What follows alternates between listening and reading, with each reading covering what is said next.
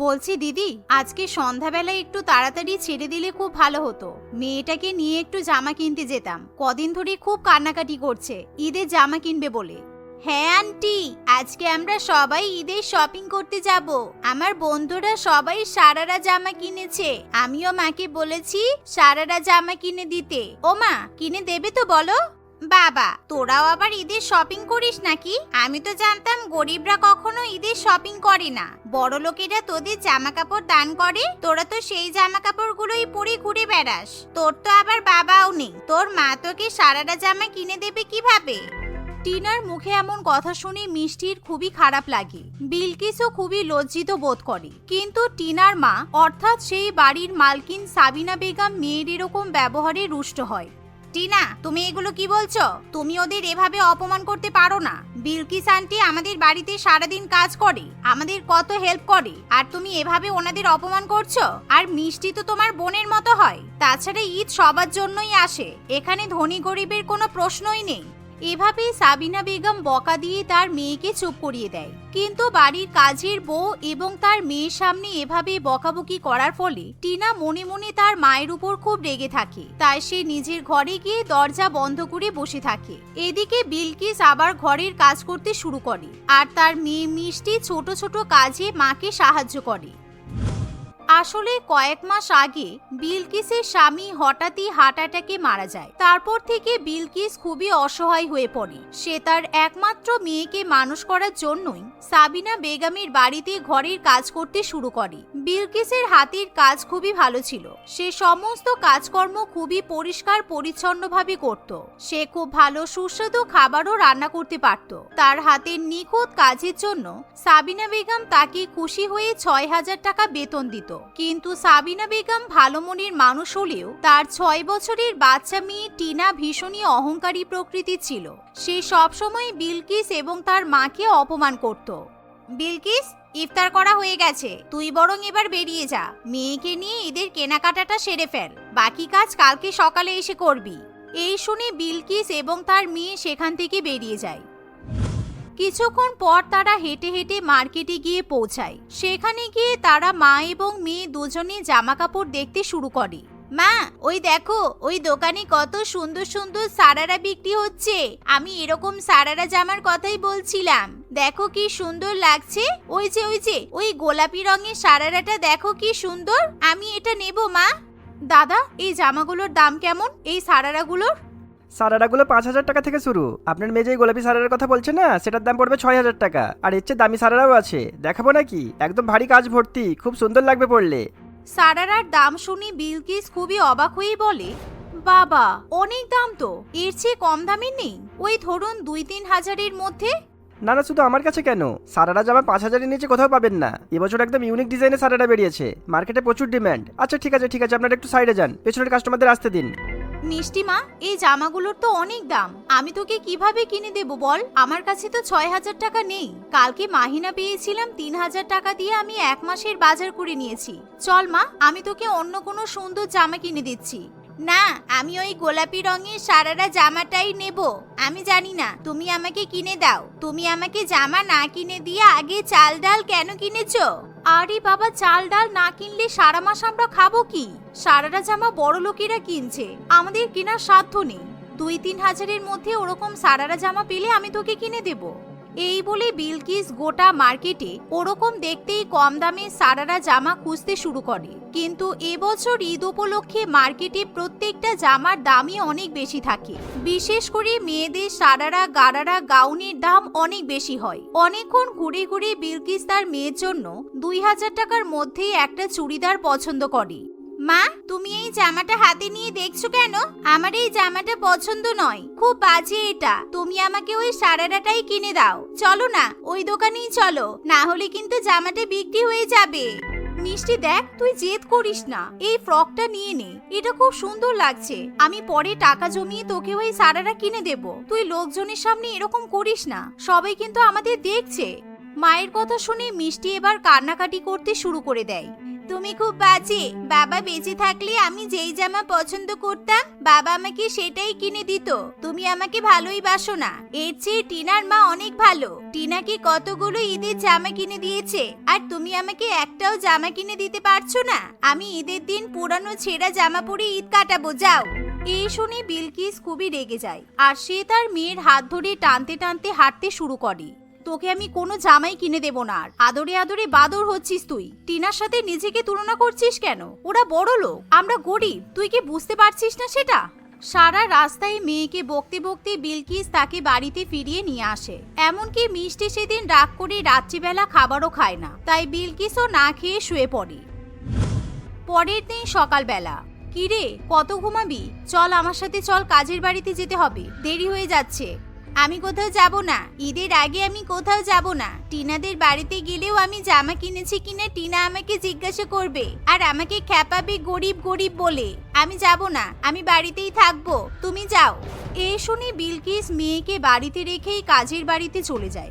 বিলকিসকে দেখা মাত্রই সালমা বেগম জিজ্ঞাসা করে, কিরে কালকে মেয়ের জন্য জামা কিনলি? কই মিষ্টি কোথায়? আজকে এলো না কেন? আমার মেয়ের কথা আর বলো না দিদি, মার্কেটে গিয়ে ৬,০০০ টাকা দামে সারারা পছন্দ করেছিল। জেদ ধরে বসে আছি, ওই জামা ছাড়া অন্য কোনো জামা আর ঈদে পরবে না। রাগ করে আমিও আর কিছু কিনে দিতে পারলাম না। মেয়েটা দিন দিন কেমন যেন জেদি হয়ে যাচ্ছে, ওকে নিয়ে আমার চিন্তার শেষ নেই। সে কি এমন বললে হয় নাকি? ও তো বাচ্চা মেয়ে, অত কিছু বোঝে না। তুই এক কাজ করবি, কালকে ওকে আমার কাছে একবার নিয়ে আসবি তো, আমি ওকে বোঝাবো। আচ্ছা শোন, তুই একবার দুটো পনির স্যান্ডউইচ বানিয়ে দে তো তাড়াতাড়ি। আমার মেয়েটা কাল থেকে কিছুই খাচ্ছে না, আমার সাথে কথাও বলছে না। কালকে একটু বকাবকি করেছি না, ওই জন্য। এই শুনে বিলকিস তাড়াতাড়ি পনির স্যান্ডউইচ বানিয়ে দেয়। সালমা সেই স্যান্ডউইচ নিয়ে টিনার কাছে গিয়ে বলে, টিনা মা আর রাগ করে থেকো না, দেখো আমি তোমার পছন্দের পনির স্যান্ডউইচ এনেছি, খেয়ে নাও। একটু পরে আমি আবার তোমাকে নিয়ে শপিং এ যাব। তোমার কি কি কেনা বাকি আছে আমি কিনে দেব। কিন্তু তোমার তো ৫-৬টা জামা হয়ে গেছে তাই না? তোমার তো আর কিছু লাগবে না, আমি তো ভুলেই গেছি। শপিং এ যাওয়ার কথা শুনে টিনা একেবারে আনন্দে লাফিয়ে ওঠে আর তার সব রাগ ভেঙে যায়। না, আমার এখনো অনেক কিছু কেনা বাকি আছে। আমি মার্কেটে গিয়ে দেখবো, কিছু পছন্দ হলে কিনবো। মা আমাকে একটা হিল জুতা, বড় একটা মেকআপ বক্স কিনে দেবে তো? আর হ্যাঁ, আমাকে একটা হ্যান্ডব্যাগও কিনে দেবে। আমি একটা সারারা জামাও কিনবো। আমার লাইট ব্লু কালারের জামার সাথে ম্যাচ করে আরো একটা জুতা কিনতে হবে। আচ্ছা বাবা, কিনে দেব। নাও এবার খেয়ে নাও, আমি খাইয়ে দিচ্ছি। কিছুক্ষণ পর সালমা তার মেয়েকে নিয়ে বড় লোকেদের মার্কেটে চলে যায়। সেই মার্কেটে ধনী ব্যক্তিরাই শুধু শপিং করতে যায়, কারণ ওখানে সব জামা কাপড়ের দাম অনেক বেশি। টিনা নিজের পছন্দ মতো বেশ কিছু দামি দামি জিনিস কেনে। মা আমার এই পিঙ্ক কালারের সারারাটা খুব পছন্দ হয়েছে, আমাকে কিনে দাও তো। আমি এই জামাটা পরে ঈদের দিন ঘুরতে বেরোবো। তাই তো, জামাটা সত্যিই খুব সুন্দর। এই যে দাদা, এরকম সারারা জামা দুটো প্যাক করে দেবেন তো। একেবারে সেম দেখতে দুটো জামা প্যাক করবেন। দুটো কেন মা? একই রকম দুটো জামা কি হবে? আর একটা জামা তুমি কাকে দেবে? আমি জামাটা একজনকে গিফট দেব, তুমি কালকেই দেখতে পাবে কাকে দেব। মায়ের কথা টিনা কিছুই বুঝতে পারে না। সে শুধু মনে মনে ভাবতে থাকে তার মা আর একটা সারারা জামা কাকে দিতে পারে। বেশ কিছুক্ষণ কেনাকাটা করার পর তারা বাড়িতে ফিরে যায়। কিন্তু বাড়িতে পৌঁছেও টিনা একই কথা নিজের মাকে বারবার জিজ্ঞাসা করতে থাকে। মা তুমি আর একটা সারারা কাকে দেবে বলো না, আমি তো কিছুই ভেবে পাচ্ছি না, বলো না প্লিজ। আরে বাবা, আমি ওই জামাটা মিষ্টির জন্য কিনেছি। মেয়েটা সারারা জামা পরার খুব ইচ্ছা, কিন্তু ওর মা বেচারি ওকে কোনো জামাই কিনে দিতে পারছে না। এমনিও এই পবিত্র রমজান মাসে আমাদের তো গরিব অসহায় মানুষদের সাহায্য করা উচিত। কালকে মিষ্টি আসলে তুমি ওকে জামাটা গিফট করবে। এমন কথা শুনে টিনা খুবই রেগে যায়। না, আমি এই জামাটা ওকে কিছুতেই দেব না। তুমি আমাদের বাড়ির কাজের মেয়ের জন্য এত দামি জামা কিনেছো কেন? তাও আবার আমার মতো সেম জামা। যদি আমাদের বাড়ির কাজের মেয়ের মতো আমি সেম জামা পরি, তাহলে আমাদের মধ্যে তো কোনো পার্থক্যই থাকবে না।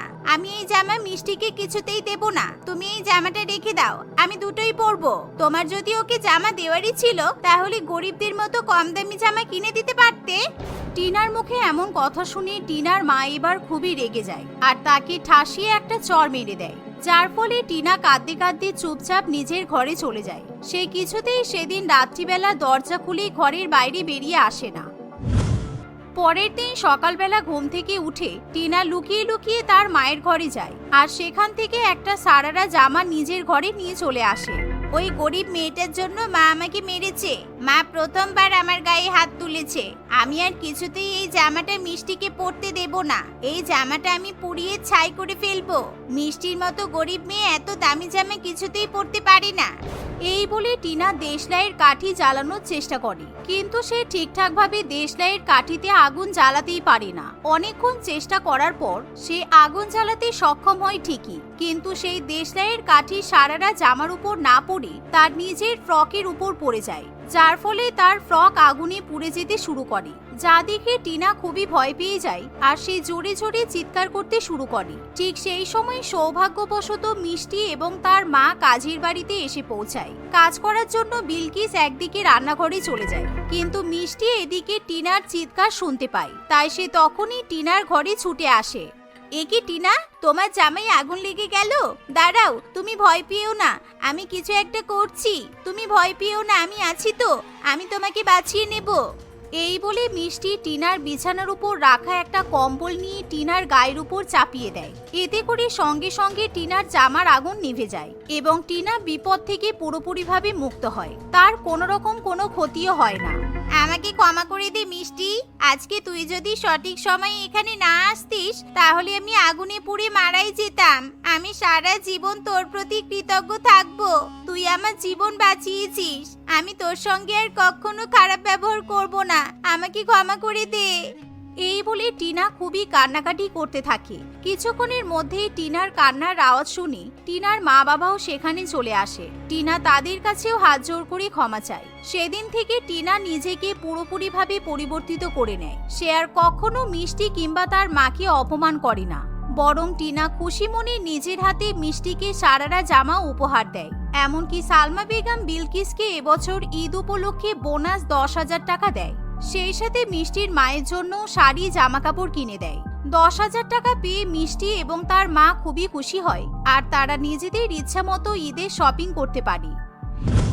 এভাবেই দেখতে দেখতে ঈদ চলে আসে। ঈদের দিন মিষ্টি এবং টিনা একই রকম সারারা জামা পরে। মিষ্টি তার মায়ের সঙ্গে টিনাদের বাড়িতে যায়। সেদিন সারাটা দিন টিনা এবং মিষ্টি একে অপরের সঙ্গে সময় কাটায়। তারা দুই পরিবার সারাদিন একসাথে অনেক ভালো ভালো খাবার খায়। এভাবেই তারা খুশির ঈদ উদযাপন করে। রাহুল পুষ্পিতাকে কোর্ট ম্যারেজ করে বিয়ে করে বাড়িতে নিয়ে আসে। রাহুলের বাড়িতে পরিবারের সকলে তাদের স্বাগত জানানোর জন্য অপেক্ষায় বসেছিল। পুষ্পিতা বাড়ির মধ্যে এসে ঘর ভর্তি লোকজনকে দেখে ভয় পেয়ে যায়। ওরে বাবা, এত লোকজন কেন? ও আচ্ছা, বুঝলাম, রাহুলের আত্মীয় স্বজন সবাই। বাহ, আমাকে দেখার জন্য এত লোক ভিড় করে বসে আছে। এসো বৌমা, এসো সবাই, দেখো আমাদের নতুন বৌমা চলে এসেছে। আমাকে চিনতে পারছো না তাই না? আমি তোমার শাশুড়ি মা। এটা তোমার শ্বশুর মশাই, মানে রাহুলের বাবা। এটা রাহুলের কাকা কাকি, মানে তোমার শ্বশুর শাশুড়ি মা। এখানে তোমার কাকা কাকি 4 ছেলে মেয়ে আছে, আর এখানে আমার এক ছেলে, তোমার দেওর, আর তোমার ছোট ননদ রিঙ্কি। কমলা দেবীর কথা শুনে রিঙ্কির মাথা ঘুরে যায়। তার শাশুড়ি মায়ের সব কথা তার মাথার উপর দিয়ে চলে যায়। আর তোমার শাশুড়ি মায়ের কথা বলে গেলে দেখছি। থাক, আমি নিজেই আমার নাত বৌমার সঙ্গে পরিচয় করে নিচ্ছি। আমি হলাম রাহুলের ঠাকুমা। আমি কি এই বাড়ির মানুষ নই নাকি? বাড়ির সব সদস্যদের সঙ্গে পরিচয় করে দিলে আর আমি বাদ গেলাম। বাড়ির সব সদস্য মানে আপনারা সবাই এখানেই থাকেন? একই প্রশ্ন করছো বৌমা? আমরা এই বাড়িতে থাকবো না তো কোথায় থাকবো? এত বড় বাড়ি আমাদের, দেখতে পাচ্ছ না? আমরা সবাই একসঙ্গেই থাকি, একদম মিলেমিশে। এটা শুনে পুষ্পিতা বুঝতে পারে যে রাহুলদের ফ্যামিলি একটি জয়েন্ট ফ্যামিলি। সে রাহুলের উপর খুব রেগে যায়। সে কোনো কথা না বলে সোজা সেখান থেকে তাদের রুমে চলে যায়। আমাকে রাহুল এভাবে ঠকিয়েছে, আমি ছাড়বো না রাহুলকে। ওকে বিশ্বাস করাটাই আমার ভুল হয়েছিল। আমি ওকে আমার মনের মতো ভেবেছিলাম, আর একে দেখছি আমি এখন। এত লোকজন একই বাড়িতে, তাও আবার একই সংসারে, অসম্ভব। আমি এখানে কিছুতেই থাকতে পারবো না। পুষ্পিতা আর রাহুল একই কলেজে পড়তো। রাহুল তাকে মনে মনে খুব পছন্দ করত, কিন্তু কখনোই পুষ্পিতাকে বলার সাহস পেত না। একদিন পুষ্পিতা বাস স্ট্যান্ডে দাঁড়িয়েছিল। তার ব্যাগ থেকে তার পার্সোনাল ডায়েরিটা পড়ে যায়। পুষ্পিতা কিছু বুঝতে না পেরে বাসে উঠে যায়। রাহুল ডায়েরিটা তুলে তার সঙ্গে থাকা তার বন্ধুকে বলে, এই দেখ ভাই, পুষ্পিতার পার্সোনাল ডায়েরি। এটা পড়ে আমি ওর সব মনের কথা জানতে পারবো। ও কেমন ছেলে পছন্দ করে যদি এই ডায়েরিতে লেখা থাকে, আমি ঠিক সেইভাবেই নিজেকে ওর সামনে প্রেজেন্ট করব, আর ও আমাকে নাও করতে পারবে না। এই তুই এত চালাক, আমি জানতাম না তো। চল চল ওই পার্কে গিয়ে বসে পড়া যাক ডায়েরিটা। অনেকক্ষণ ধরে ডায়েরিটা পড়ার পর, ভাই সব ঠিক আছে, ও যেমন ছেলে চাই আমি অনেকটা ওরকমই। কিন্তু রাজা, প্রবলেম একটাই, ও বাবা মায়ের একমাত্র মেয়ে। ও জয়েন্ট ফ্যামিলি একদম পছন্দ করে না। ও একা একা থাকতে খুব ভালোবাসে। আর আমাদের তো বাড়ির অবস্থা তো জানিসই বল। হ্যাঁ রে, তোদের বাড়িতে তো ডাবল ক্রিকেট টিম, সবসময় তো বাড়িতে মেলা লেগেই থাকে।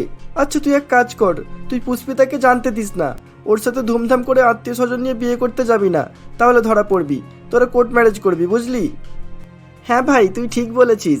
পুষ্পিতাকে এটা জানালে ও আর কোনোদিনই আমাকে বিয়ে করবে না, আর আমি ওকে হারাতেও চাই না কখনো। রাহুল পরের দিন থেকেই পুষ্পিতার পছন্দের ছেলের মতো কাজকর্ম করা শুরু করে দেয়। কিছুদিনের মধ্যেই সে তাকে তার মনের কথাও বলে দেয়। দেখতে দেখতে 1 বছর কেটে যায়। তাদের পড়াশোনা শেষ হয়ে গেলে বাড়িতে লাভ ম্যারেজ মেনে নেবে না এমনটা বলে সে পুষ্পিতাকে বিয়ে করেছিল। রাহুল পুষ্পিতাকে তার ফ্যামিলির ব্যাপারে মিথ্যা কথা বলায় তার উপর রেগেছিল। সে অত্যন্ত ব্যস্ততা ও রাগের সঙ্গে রাহুলের ঘরে আসার জন্য অপেক্ষা করছিল। ঠিক তখনই সেখানে তার ননদ রিঙ্কি তার কাকাতো 2 বোনকে নিয়ে এসে হাজির হয়। তোমরা কারা? আরে বৌদি, একটু আগেই তো পরিচয় করলে, আর ভুলে গেলে? আমি তোমার ননদ রিঙ্কি, আর এরা আমার কাকাতো 2 বোন, মানে তোমার টোটাল 3টে ননদ, বুঝেছো? ও আচ্ছা, 3টে ননদ, আমি মনে রাখবো। আচ্ছা, তোমাদের রাহুল দাদা কোথায় গো? ওকে একটু ডেকে দাও না। কেন? দাদা এখানে আজকে আর আসবে না। কালকে যা বলার বলবে দাদাকে। আজকে আমরা 3 জন আমাদের নতুন বৌদির সঙ্গে ঘুমাতে এসেছি। হ্যাঁ, আমরা 3 ননদ আজকে নতুন বৌদির সঙ্গে সারা রাত গল্প করব। আর আমি বাদ যাব কেন? হ্যাঁ, আজকে আমিও তোদের সঙ্গে ঘুমাবো। আমিও আমার নাত বৌমার সঙ্গে গল্প করব। পুষ্পিতা মনে মনে খুব রেগে যায়।